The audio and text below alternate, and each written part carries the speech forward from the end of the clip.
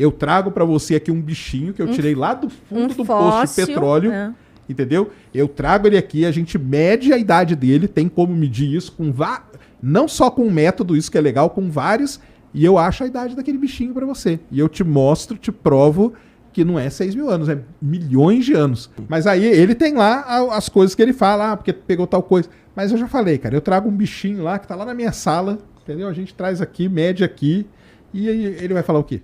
Primeiro ver esse aqui. Quase que eu dei um pulo, cara. Olha, já dizia o sábio Salomão, ninguém é hétero quando a barata é voadora, né?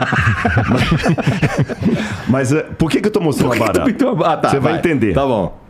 É porque assim, não quero treta, mas há pouco tempo eu fui desafiado aqui. Então, o Sérgio veio aqui, ele fez um Ciência Visita aqui no Flow, e eu e o Jean estávamos na mesa e a gente estava falando mesmo de um... E aliás, Sérgio, um abraço pra você. Eu estou lamentando você não estar aqui no bate-papo, de coração. Você sabe, com muito respeito. E uma das coisas que o Sérgio falou é o seguinte, eu vou trazer um fóssil aqui, e eu sei que foi o recorte, não foi exatamente o que ele falou, mas no recorte assim, o Sérgio Sacani desafia Rodrigo. E colocam lá, né? Eu vou trazer um fóssil que eu tenho na minha casa e vou provar pelo fóssil aqui, vou medir o fóssil aqui. Achei que foi uma força de linguagem, porque ninguém tem como medir um fóssil em loco assim, se você não tem aparelhagem laboratorial para pegar, né, toda a questão ali do... Ele vai falar melhor de datação do que eu, mas já que ele não veio, eu vim e trouxe o fóssil, que era para ele trazer. E esse fóssil, você pode... Vê qual câmera que tá com o melhor close aí. Deixa eu ver. Não sei se é a do centro aqui, você já conhece aí. Aí, Genzão. Pega aí. Isso aqui é só abrir, né? Pode abrir. Aí dentro, essa baratinha, você vai entender porque que eu dei a barata também. Isso aí é um trilobita. É um trilobita. Pô, cara, isso daqui é só umas ranhuras que tu fez na pedra. É umas ranhuras, é um trilobita. Aqui, não é não, família? Olha aí, dá pra ver, É um dos mais antigos tipos de fósseis que existem. Lembrando, bem claro, que eu não sou paleontólogo, então essa é uma área que eu namoro com admiração à distância, mas não sou especialista nela. Só que, olha que interessante. Eu vou deixar até que o Marcos fale mais sobre isso. Um fóssil desse, por que eu coloquei a barata? Se, pela lógica, essa rocha aqui tem milhões e milhões e milhões de anos, e o fóssil está dentro dela, então ele tem que ter mais tempo ainda. Lógico. Se você pega uma caixa e coloca cimento em volta, e o cimento tem 400 anos, a pessoa que está ali tem que ter no mínimo 400 anos, porque o cimento está fora. Concordo. Só que, se eu deixasse uma barata como essa, ao relento, quanto tempo, ou mesmo ao relento, ou sob condições, não importa, quanto tempo, daqui a 3 meses, o que sobraria dessa barata? Nada. Nada. Mas aqui sobrou tudo. Como é que isso aqui pode ser milhões de anos? É a pergunta que eu ia fazer para o Sérgio. Se tem milhões de anos, eu não estou chamando o trilobita de barata. Mas só fiz uma comparação. Se ele ficou milhões e milhões de anos para se fossilizar, não era para sobrar absolutamente nada. E como é que vocês, então, explicam isso daí? Antes de passar a palavra para o Marcos, eu queria dizer 2 coisas para a galera que está escutando a gente. Eu não quero dar carteirada, não é essa a questão, mas por que eu pedi o Marcos para vir? É muito simples. Eu vou dar um exemplo aqui, a galera vai entender. Eu não gosto de treta e faço aqui à distância, sem nenhuma demagogia, um elogio ao Sérgio. O Sérgio sempre se demonstrou muito educado. Assisti poucas coisas dele, confesso, mas sempre se demonstrou educado, diferente do Pirula, por exemplo, que é desbocado, que quer ganhar no xingamento, no palavrão. Acho que, sabe? Você já tretou com o Pirula, cara? Ele tretou comigo, eu não tretei com ele. Ele tretou, você tá entendendo? Aí fala com minha vaquinha, porque eu não vou dar nenhuma resposta pra ele. Com quem? Fala com quem? Fala com minha vaquinha. Entendi. Não, sério, porque eu acho o seguinte, quando o camarada começa a xingar palavrão, é porque ele já não tem argumento. Quando ele perde a postura... Quando o cara é acadêmico, ele sabe discutir com classe. Quando ele abaixa, é igual a mulher brigando na feira. Você entendeu? Uma mulher de classe, eu assisti um filme uma vez, Vestida para Matar, muitos anos esse filme. E eu lembro de uma cena que era uma menina que ela era toda doida, delinquente e tudo, e aí ela pensa que morreu, ela foi condenada à morte, mas o FBI fala assim, olha, você não morreu, a gente deu uma injeção só para descansar, mas aquela morreu e você vai se tornar uma assassina de aluguel e você vai viver. Ela aceitou, e ela foi treinada por uma mulher lá do FBI. Filme. E aí, ela queria discutir tudo na base da pancada. Aí a mulher, aquela clássica, falou assim, não, você quer vencer um inimigo, seja clássica. Você não vai na base da periferia. Sabe? Eu aprendi esse detalhe com esse filme. Eu acho que a gente tem que ter postura. Se o que eu falo procede, eu não preciso xingar sua mãe, te xingar de que você fala porcaria. Isso, em filosofia, e quem é acadêmico sabe o que eu estou falando, se chama argumento ad hominem. É uma falácia. Então, eu não preciso ficar, com todo respeito, como alguns pregadores que pensam que Deus é surdo, e ele só pega gritando, Senhor! Com todo respeito, Deus não é surdo. Dá para eu falar do evangelho do jeito que eu tô falando aqui. E também dá para eu falar com classe sem ficar xingando sua mãe. Isso para mim é ser barraqueiro, é coisa para feira. Pirula para mim gosta de feira. Entendi. Você entendeu? O Sérgio não. O Sérgio é outra categoria. Eu nunca tive a oportunidade de conversar com Pirula. Mas tudo bem. Jesus mandou a gente orar pelos inimigos e orar por quem nos persegue. E eu tenho que botar o evangelho. Inimigo é meio forte também, não é? Não, inimigo não é assim, mas também o cara que fica falando que eu só falo B, não vou falar que ele é meu amigo. Ele pode ser outra categoria, mas amigo também não é. Né? Mas tudo bem, não tem problema não. Eu nem queria falar do Pirula. Paz e amor pra você, fica na paz, continua me xingando aí à vontade e vai falando com minha vaquinha. Agora, com relação ao Sérgio, o que acontece? Quando ele falou aquilo, originalmente nós estaríamos com uma outra pessoa aqui, um outro convidado, não é? Uhum. Aí o outro convidado não pôde vir por qualquer razão. Eu mesmo sugeri pro Bruno, falei, Bruno, eu bateria um papo com o Sérgio, mas eu gostaria de uma coisa. Estou explicando para o pessoal de casa entender. Eu queria trazer alguém comigo e vou explicar a razão. Vou dar um exemplo com a vacinação. Foi um assunto muito polêmico. E eu ouvi médicos defendendo a vacinação com todo o argumento médico e ouvi médicos criticando a vacinação com todo o argumento médico. Eu tomei minha decisão, não vou falar qual é aqui agora para não gerar polêmica, esse não é um tema. Eu tomei minha decisão sobre a vacinação pelo que eu ouvi. Mas, se um médico, vamos supor que minha decisão foi contra a vacina, e você me trouxer aqui para conversar com um médico que é a favor da vacina, ele vai me dar carteirada à torta e à direita, porque a área dele é medicina, não é a minha. O contrário também seria verdadeiro. Se eu fosse a favor da vacina, fosse conversar com um médico que é contra, ele dá carteirada. Então, o que acontece? Como esta... É mais ou menos a minha posição com qualquer programa que eu faço, né? Não, mas você é inteligente, eu não estou puxando seu saco, não. Então, o que acontece? Na área do conhecimento, tem aonde você se especializa e onde você não se especializa. Se eu fosse conversar com o Sérgio sobre arqueologia, sobre a crítica textual do Antigo Testamento, sobre hebraico, empréstimos da língua persa no livro de Daniel, coisas técnicas que eu dei aula semana passada na pós-graduação do UNASP. Não estou me exibindo, não.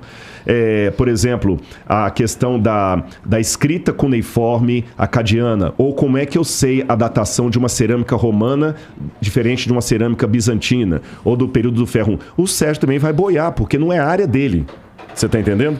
Mas como ele me chamou para um terreno que é a área dele, eu quis trazer alguém que é da área, até para falar assim, que eu não estou falando bobagem. E eu acho que é importante o pessoal conhecer o currículo do Marcos, porque o Marcos, eu não estou aqui para enaltecê-lo, ele foi até a aposentadoria professor da Unicamp, tem um recorde brasileiro nacional de publicação de artigos científicos em Qualis A. Tem uma reação química. Com o meu nome, com sim. Com o nome dele. Então, quer dizer, o cara não é porcaria. Desculpa, ele não é um youtuber. Você tá entendendo? Ele não é um youtuber que fica falando um monte de coisa, não. Ele é acadêmico. Só pegar o Lattes. Você quer saber? Pega o Lattes, pega as publicações. Aliás, eu estou precisando alimentar meu Lattes. Eu tenho precisando colocar mais artigo acadêmico ali. Pega o Lattes, o currículo Lattes da pessoa, o que ele ensina. Então é que ele não vai pregar para ninguém, ele vai falar de ciência. Mas por alguma razão que eu respeito, embora me surpreenda, o Sérgio preferiu não vir. Mas como naquela fala do programa, que foi o recorte, ele falou que ia trazer o fóssil, então eu trouxe o fóssil. E aí a pergunta que você fez é a pergunta que eu gostaria de fazer para o Marcos. Eu, como leigo em paleontologia, a pergunta da barata eu faço para isso aqui. Se a barata deixada aí na natureza, em 3 meses eu não tenho nem as asas dela, como é que um trilobita deixado milhões de anos foi fossilizando aos pouquinhos e manteve tudo, inclusive o olhinho muito bem feito. O próprio Charles Darwin falou que o olho é a parte mais complicada da evolução, porque você não consegue explicá-lo através da evolução. E o trilobita, qual é o ancestral do trilobita? Quando ele aparece lá você tem vários períodos, cenozoico, fanerozoico, ele vai explicar isso. Então, eu não consigo ver como é que isso aqui tem milhões de anos e preservou, inclusive, toda a estrutura do ser. eu só consigo ver isso aqui como um soterramento instantâneo que, de certa forma, petrificou o bichinho de uma vez só. Porque se ele ficou ao oxigênio, exposto ao ambiente, por uma semana, já não seria mais um trilobita. Porque nem um mamífero fica tanto assim. Mas aí eu vou parar aqui, senão eu vou começar a falar. O que a gente sabe sobre os trilobitas? Trilobitas, talvez. Eles são invertebrados? Eles eram invertebrados? Sim, é uma classe de insetos, né, invertebrados. Essa casquinha que estava em volta dele aqui, isso é uma rocha. Sedimentos, rochas sedimentares. Era areia, pensa assim, misturada com água. A água evaporou, essa areia depositou e a pressão e a temperatura ao longo de um certo tempo transformou isso em rocha. Tá. Mas o animal ali dentro, ele não teria condição de esperar esse sedimento ao longo de milhões e milhões de anos ser formado, depositado ao seu redor. Esse foi um processo catastrófico que cobriu 75% da superfície dos continentes com animais marinhos. Isso bate com o quê? Com o dilúvio bíblico. É o melhor, de forma absoluta, é a melhor forma de você explicar todo esse registro fóssil, é o dilúvio bíblico. Não dá para você explicar por um processo lento, gradual e sucessivo. Essa trilobita é um animal, vivia no mar? Olha, veja só, vivia no mar, fundo dos oceanos. Você vai no registro fóssil, Igor, não tem animal. Você vai subindo nas camadas. Quando você chega nas camadas sedimentares, bum, aparecem animais absolutamente fantásticos. O trilobita não é uma forma rudimentar de vida que a gente deveria encontrar. Tanto é que é chamado de período fanerozoico, não é isso? Olha, você encontra animais absolutamente fantásticos. Praticamente todos os tipos de animais que nós vemos na Terra já aparecem absolutamente prontos no registro fóssil. Isso é uma prova mais que evidente de que a vida foi feita pronta na Terra. Ela não evoluiu lenta, gradual e sucessiva, de uma ameba primordial. Não somos amebas evoluídas, não é? Eu digo assim, né? Poxa vida, a gente descobriu que essa história de ameba evoluída não bate com o registro fóssil. O trilobita aparece com um olho composto sensacional, uma engenharia fantástica. Onde está aquele processo lento, gradual e sucessivo? Pior, a gente foi datar com carbono 14 todos esses animais no registro fóssil. Carbono 14 é um radioisótopo que tem uma vida muito curta, 5.735 anos. Então ele não serve para dizer que as coisas são antigas, mas ele é ótimo para dizer que as coisas são novas. Nós fomos em todo o registro fóssil, em todos os fósseis, e a gente encontrou o quê? Carbono 14. Então eu fiquei esperando, né, esse fóssil do Sacani, porque eu falei assim, como é que pode você dizer que aquele fóssil vai provar que a vida é antiga, a Terra é antiga, quando tem carbono 14? Não tem nada na Terra que não tenha carbono 14. Se tem carbono 14, no máximo dos máximos, é 30 mil anos. E eles dizem que a vida teria bilhões de anos na Terra. Não tem. Então esse fóssil que o Rodrigo trouxe é fantástico. Esse estava na gaveta lá de casa. Porque quando eu vi, Rodrigo, eu lembrei que eu tinha um fóssil na gaveta. Mas peraí, deixa eu fazer uma pergunta prova, então, viu, Igor? É uma prova que a vida foi feita pronta, estabelecida pronta na Terra, nos seus principais filos, e a vida é jovem. E essa sedimentação, que eles dizem que ocorreu ao longo de milhões e milhões de anos, não faz sentido. É a grande pedra no sapato de Darwin. A gente tem uma evidência muito clara de que essa sedimentação ocorreu rapidamente há poucos anos. Não milhões de anos, nem bilhões, claro. Há poucos anos, milhares, não milhões. Eu sou petroquímico. Petróleo tem carbono 14, um monte de carbono 14. Carvão tem um monte de carbono 14. Grandes e grandes depósitos de carvão que preenchem continentes. Camadas extremamente espessas. Não dá para imaginar que isso lenta, gradual e sucessivamente, ao longo de milhões e milhões de anos, as árvores foram depositadas, todas juntas, e depois veio o sedimento. Não faz sentido. Então a gente tem muitas evidências, ninguém pode provar nada, obviamente, mas é o peso das evidências. Tá o Carlinhos ali, né, que é formado em Direito. Você vai camisa da NASA. Você vai no... camisa da NASA? Coitado, Igor, entregou o cara. Eu tenho um sobrinho, Igor, né, russo, né? Eu sou meu bisavô ucraniano, Minha bisavó russa. Pô, tu tem cara de Putin mesmo. Cara, né? e o Weber... Deve andar sem camisa lá no Alasca em cima do urso. Exatamente. Carregando uma AK-47. E o Eberlin, né? Estamos falando de Eberlin aí, mas Eberlin é meu primo, que é diretor da Ponte Preta lá em Campinas. Tá levantando a macaca, né? Tá quase nascendo. É teu primo? É meu primo, Marcos. Que interessante. Marco Antônio Eberlin, e a gente tá, assim, esse meu sangue, né? Esse jeito de falar, esse sangue aí, viu? E o Eberlin é de alemão, pensa bem, né? Ucraniano, russo e alemão. Então a briga vai ser boa, né? Vai. Ó, a gente, o petróleo, tem um monte de carbono 14 no petróleo. Olha, você vai no Golfo, além nos Estados Unidos, como é que chama?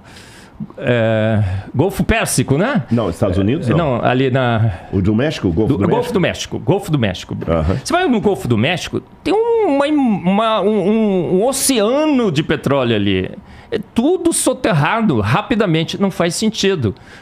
Quando as águas do dilúvio retrocederam, aquele dilúvio herege que o Rodrigo advoga por aí, está demonstrado nos fatos, no planeta, na Terra. As águas do dilúvio retrocederam, Golfo do México. E aí soterraram o petróleo. O petróleo se forma ao longo de milhões e milhões de anos. A gente vai no laboratório hoje, tem empresa nos Estados Unidos que pega a matéria orgânica, mistura com água e pressão e forma petróleo. Então, o exemplo que foi utilizado é um exemplo magnífico para mostrar que a Terra é jovem. Então, peraí, você tá dizendo... Vamos lá. Aquelas ossadas de dinossauros e tudo mais, tem o tal do carbono 14 que pode ter no máximo 30 mil anos? Igor, não só carbono 14, mas recentemente, Mary Schwartzer, nos Estados Unidos, uma paleontóloga, ela foi pegar um osso de T-Rex, um fêmur de T-Rex, que estava num despenhadeiro. E aí era muito difícil pegar, porque era muito pesado e muito valioso. Eles foram de helicóptero. Chegaram lá, não cabia no helicóptero. Aí eu brinco, eles foram buscar a Ferrari, não cabia no caminhão, eles cortaram a Ferrari no meio, sabe? É mais ou menos assim. Cortaram o osso de T-Rex. Igor, dentro do osso do T-Rex tinha tecido mole, células sanguíneas, ele cheirava mal, sequer estava mineralizado. Hoje, aí saíram cortando tudo quanto é ossinho do registro fóssil. Ô Marcos, rapidinho, só pra gente... Sim. Porque assim, leva em consideração que tudo que vocês estão falando aqui hoje vai contra tudo que eu aprendi, tá bom? Sim, claro. Então, claro. Ô, Igor, eu era um evolucionista teísta, eu fui 40 anos evolucionista teísta. O que significa isso? Eu cria nos milhões de anos, eu cria no registro fóssil, eu cria em Darwin. Eu só achava que Deus tinha guiado isso, que não faz o menor sentido, tá? Mas eu cria nisso. Aí eu fui me convertendo ao longo dos anos com os dados, com esses achados. Então, especificamente esse aí do osso do tiranossauro, cara, assim, não quero dizer nada com isso, tá? Não tô te chamando de mentiroso, mas como é que eu comprovo isso? Até pra quem tá ouvindo a gente. Olha, nós temos mais de 50 artigos científicos hoje publicados. É só entrar e pôr o currículo lá. Não fui eu que publiquei. Não sou paleontólogo, sou químico, né? Mas química é tudo e tudo é química, né? Mas você sabe falar de mol, de inox. No final, tudo converge para química. Eu acho que por isso que é muito legal você discutir o design inteligente à luz da química. A fossilização é um processo químico que transforma a matéria orgânica e inorgânica. Igor, pensa bem. Você vai num osso de T-Rex, sequer fossilizado ele está. Ele está orgânico, ele cheira mal. Cheira mal é putrescina e cadaverina. São duas moléculas voláteis. Como é que eu... Assim, o meu ponto é... Dá pra gente encontrar essa informação que você tá dando aí? Olha, procura tecidos moles em dinossauros.